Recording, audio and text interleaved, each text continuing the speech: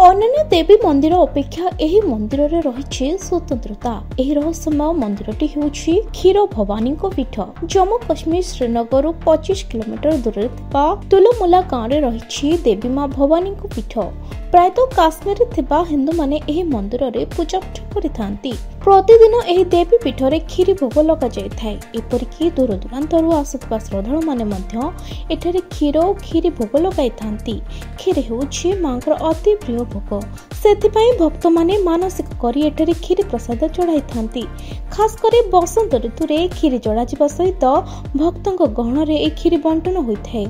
एही आधार रे मांको ना क्षीर भवानी होइछि। मांको पीठर आउ एक महिमा रहिछि पानी कुंड को नै।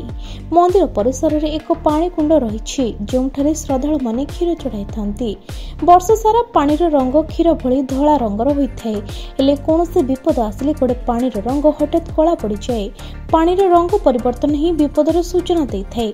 तेबे घटना एबे नुहे वर्ष वर्ष धरी एभली लोकक आस्था रहिछि मां देवी भवानी प्रति।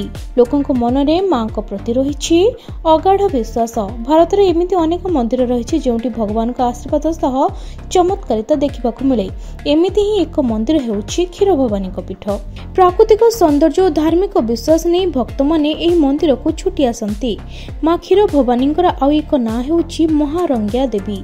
एही ना रे भक्त मन तांको पूजा करथांती। खाली साधारण लोक नुहंती, एठारे बहु बड़ बड़ ख्यातनाम व्यक्ति और राजनेता माने मध्य आसीथांती। महाराजा प्रताप सिंह और महाराजा हरि सिंह एही मंदिर निर्माण करथिले। सेबेठारु लोकंकु मां सुरक्षा देई आसुथिबा विश्वास रहिछि।